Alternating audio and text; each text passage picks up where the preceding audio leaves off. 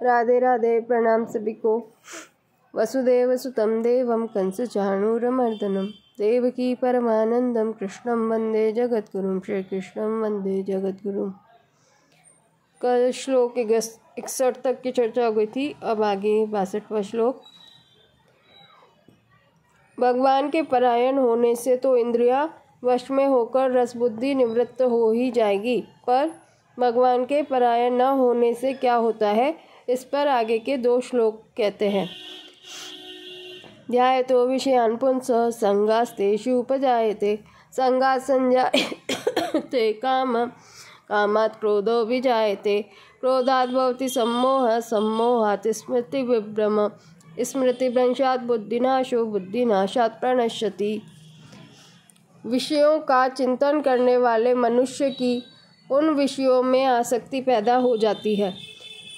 आसक्ति से कामना पैदा होती है, कामना से बाधा लगने पर क्रोध पैदा होता है, क्रोध होने पर सम्मोह मूढ़ भाव हो जाता है, सम्मोह से स्मृति भ्रष्ट हो जाती है, स्मृति भ्रष्ट होने पर बुद्धि विवेक का नाश हो जाता है, बुद्धि का नाश होने पर मनुष्य का पतन हो जाता है।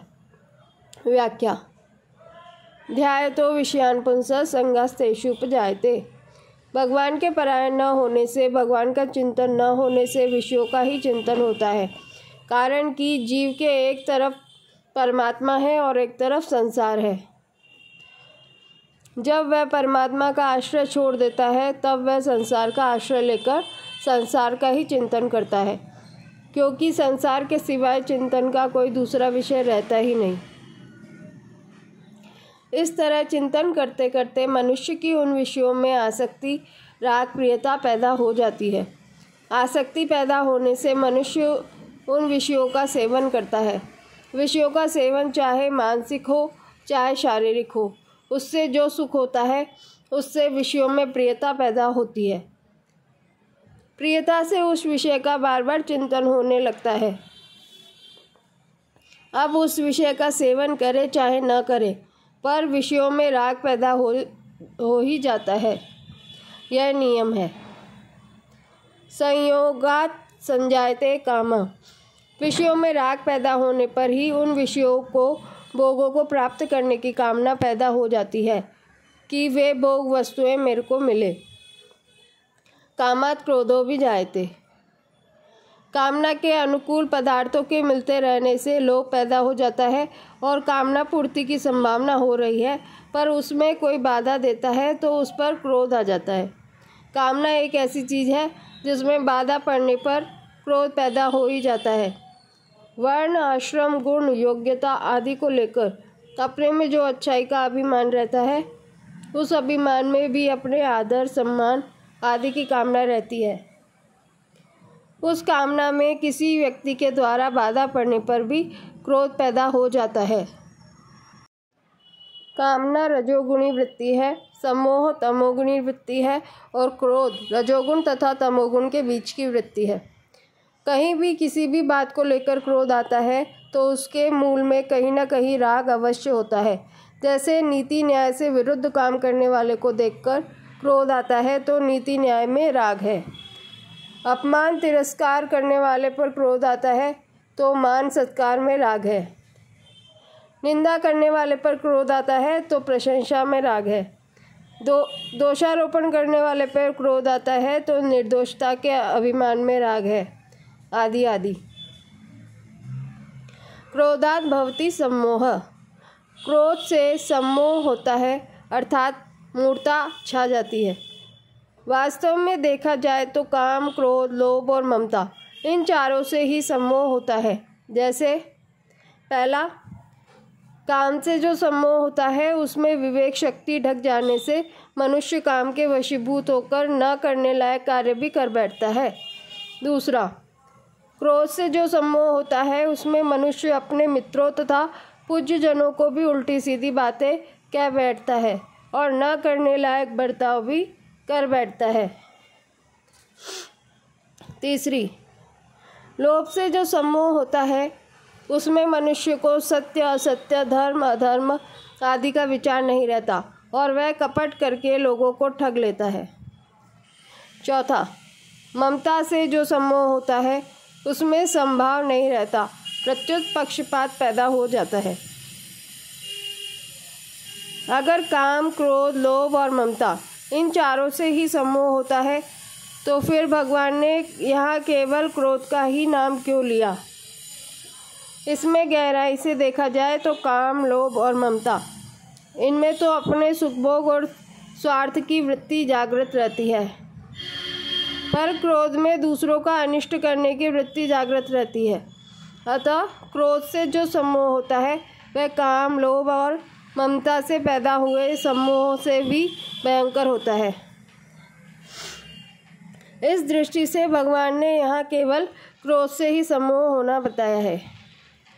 सम्मोहाद स्मृति विभ्रमा,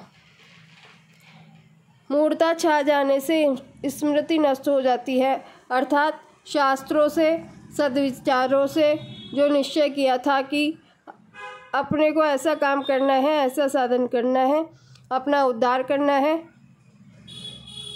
उसकी स्मृति नष्ट हो जाती है, उसकी याद नहीं रहती। स्मृति भ्रंशात् बुद्धि नाश,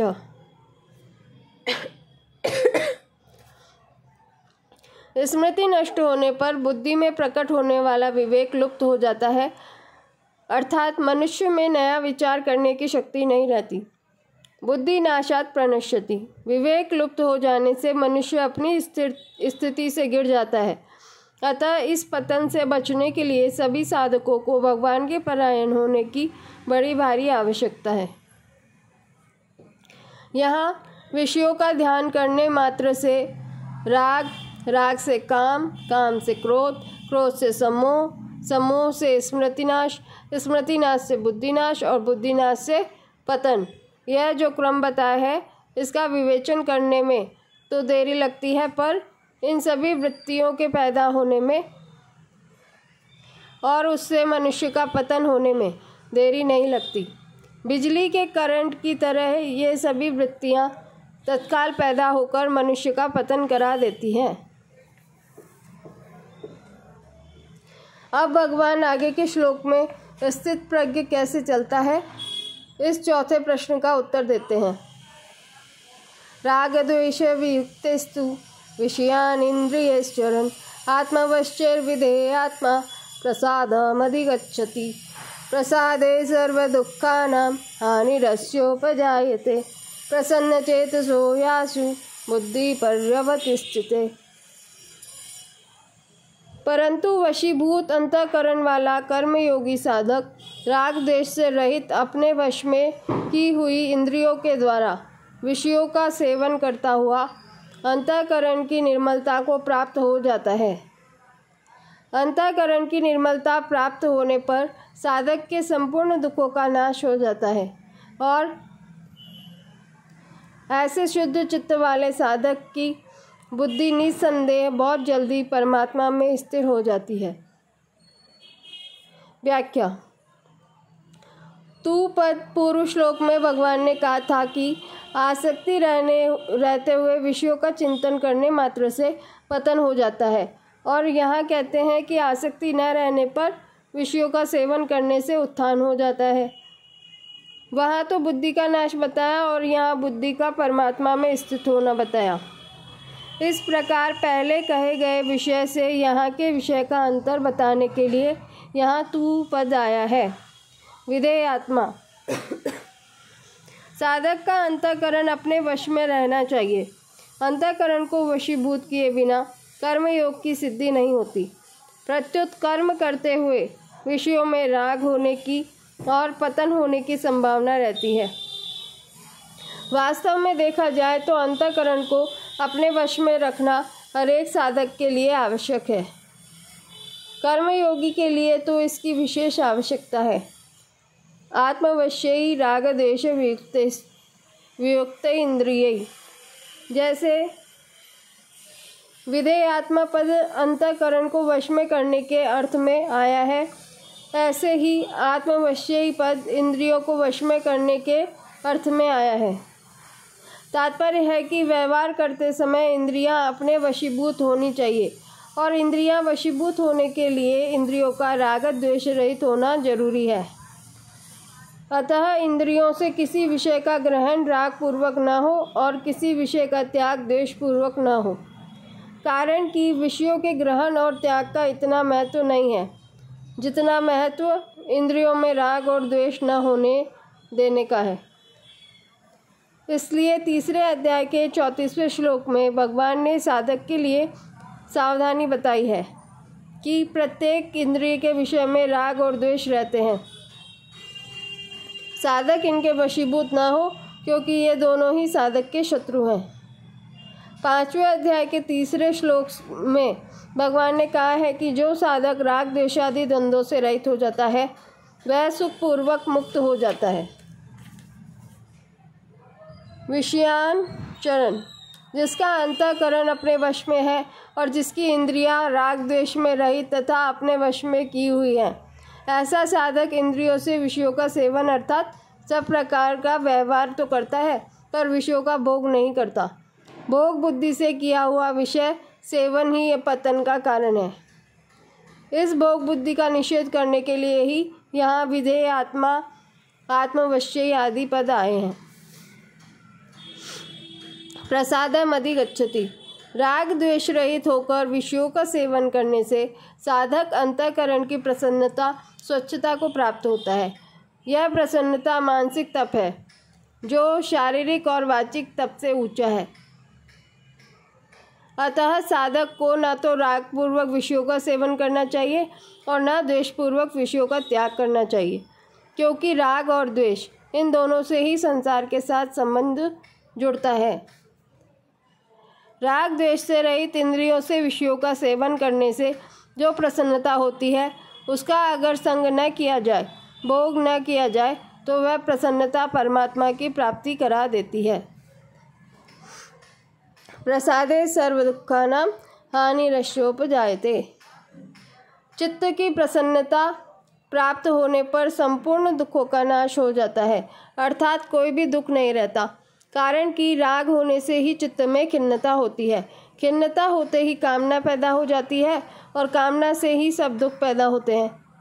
परंतु जब राग मिट जाता है तब चित्त में प्रसन्नता होती है। उस प्रसन्नता से संपूर्ण दुख मिट जाते हैं। जितने भी दुख हैं वे सब के सब प्रकृति और प्रकृति के कार्य, शरीर, संसार के संबंध से ही होते हैं, और शरीर संसार से संबंध होता है सुख की लिप्सा से। सुख की लिप्सा होती है खिन्नता से, परंतु जब प्रसन्नता होती है तब खिन्नता मिट जाती है। खिन्नता मिटने पर सुख की लिप्सा नहीं रहती।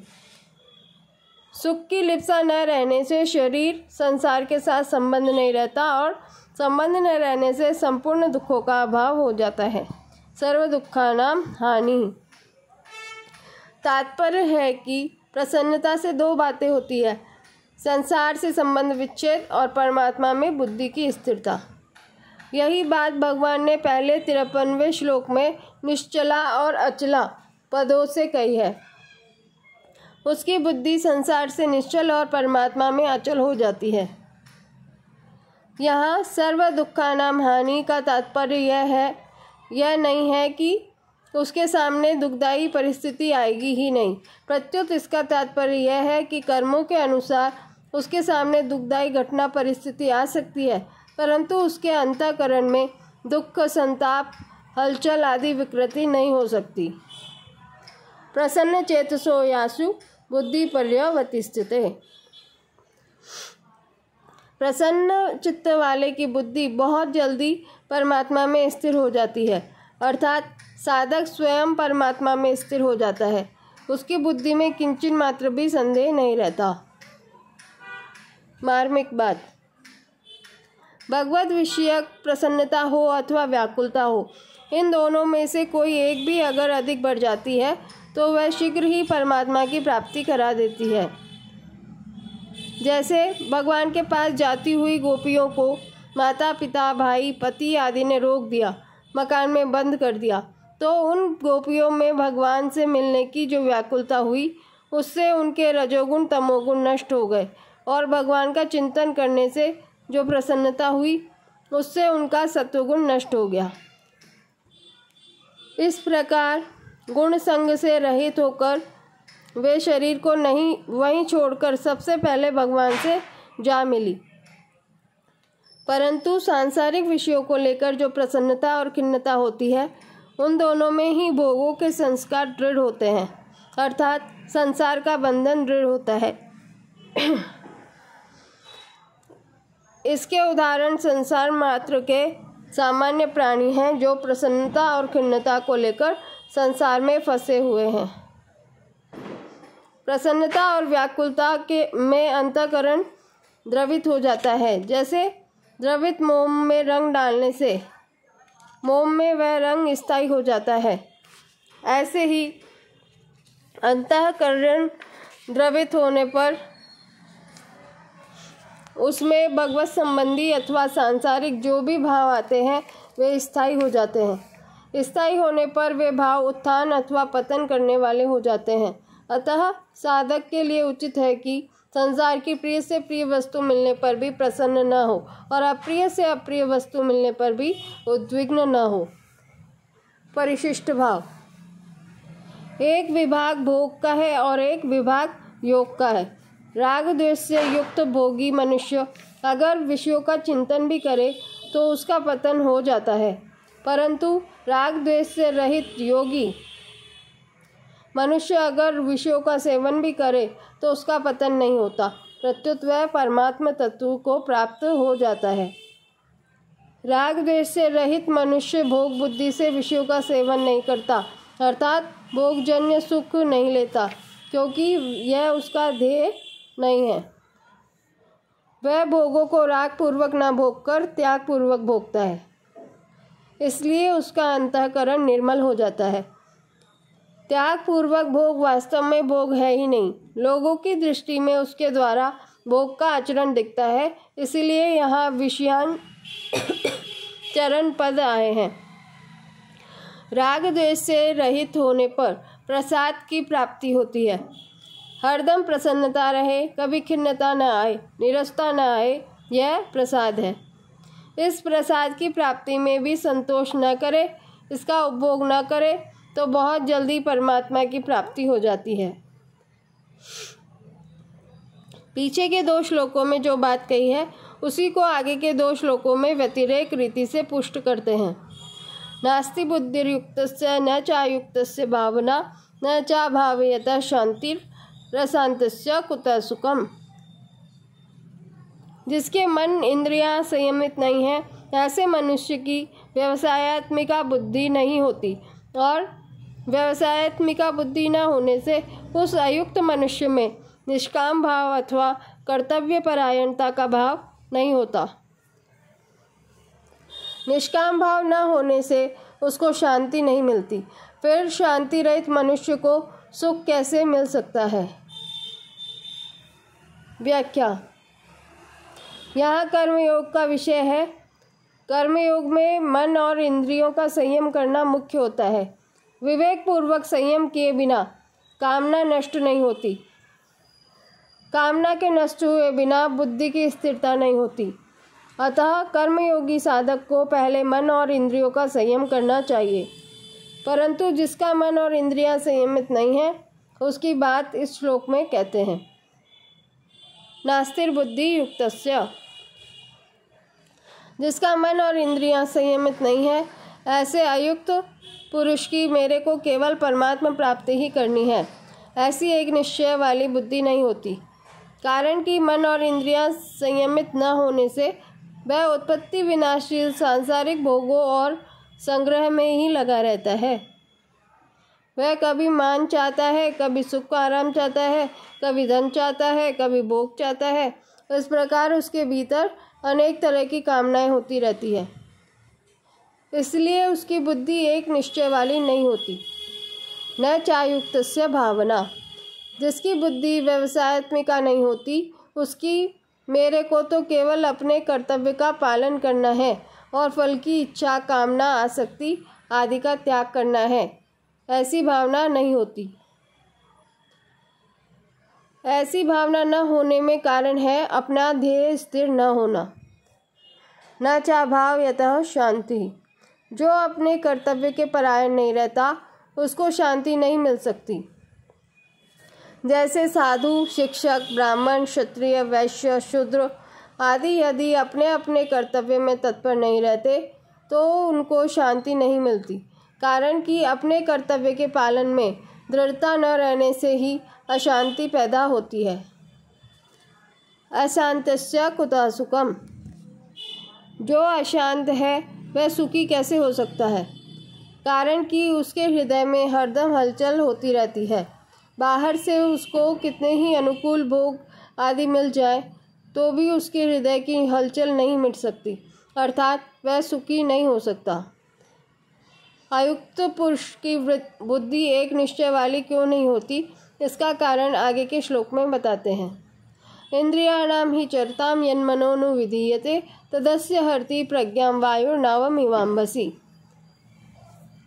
कारण कि अपने अपने विषयों में विचरती हुई इंद्रियों में से एक ही इंद्रिय जिस मन को अपना अनुगामी बना लेती है वह अकेला मन जल में नौका को वायु की तरह इसकी बुद्धि को हर लेता है।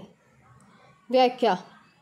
मनुष्य को यह जन्म केवल परमात्मा प्राप्ति के लिए ही मिला है, अतः मुझे तो केवल परमात्मा प्राप्ति ही करनी है, चाहे जो हो जाए। ऐसा अपना ध्येय दृढ़ होना चाहिए।